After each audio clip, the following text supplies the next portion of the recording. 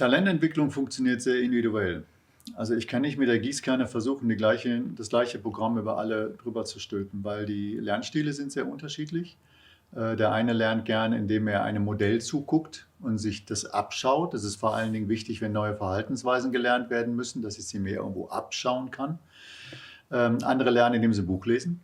Das ist absolut legitim. Wenn einer so kann, dann liest er einfach ein Buch.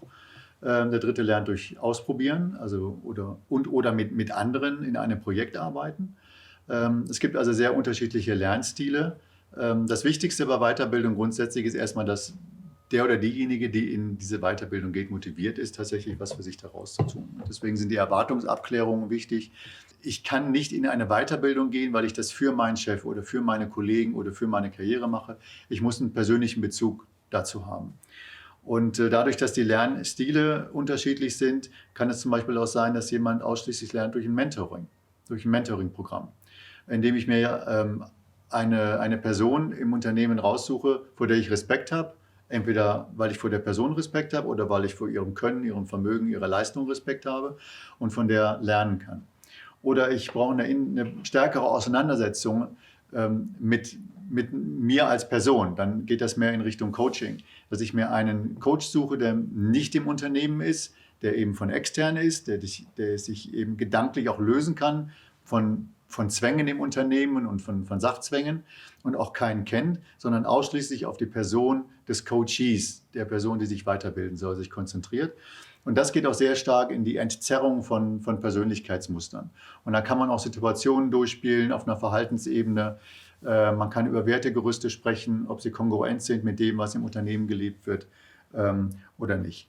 Dann gibt es Lernformen, in denen Menschen oder Teams einfach herausgefordert werden, indem sie eine Unterstützung bekommen, also eine Vorgehensweise ihnen vorgegeben wird, aber dann auch sehr herausfordernde Ziele gegeben werden. Und dieser Ansporn ist dann genug für das Team, um sich quasi an den eigenen Haaren aus dem Sumpf, dieses Bootstrapping, zu ziehen. Sehr wichtig auch für angehende Führungskräfte, Meisterebene, Teamleads sind Bottom-up-Feedbacks, dass das Team eben tatsächlich der angehenden Führungskraft zurückmeldet, wie die Führung auf das Team wirkt und was diese Person noch verbinden kann. Die Akzeptanz solcher Feedbacks ist da noch relativ hoch, weil das eben alles ehemalige Kollegen waren, denen man vertraut und die Hierarchien ja sowieso im Allgemeinen flacher werden. Das eignet sich nicht für einen Geschäftsführer, der auf einmal Bottom-up-Feedback bekommt. Da macht man dann 360-Grad-Feedback. Da ist zwar auch Bottom-up mit drin, aber es ist eben auch der Vorgesetzte und es sind die Kollegen mit drin und dann ist das Ganze ein bisschen breiter gefächert. Und in diesen Rückmeldegesprächen über ein 360-Grad-Feedback oder ein Bottom-up-Feedback oder in einem sogenannten Triangelgespräch vor und nach einem Coaching, wo der Coach, der Coachee und die Führungskraft des Coachees mit drin sitzt, wo auch Ziele besprochen werden, wo eine Agenda festgelegt wird. Die sind natürlich extrem wichtig, um da nochmal den äußeren Rahmen auch zu schaffen. Also sehr individuell und der Mitarbeitende, die Mitarbeitende muss tatsächlich sich auch verändern und weiterentwickeln wollen.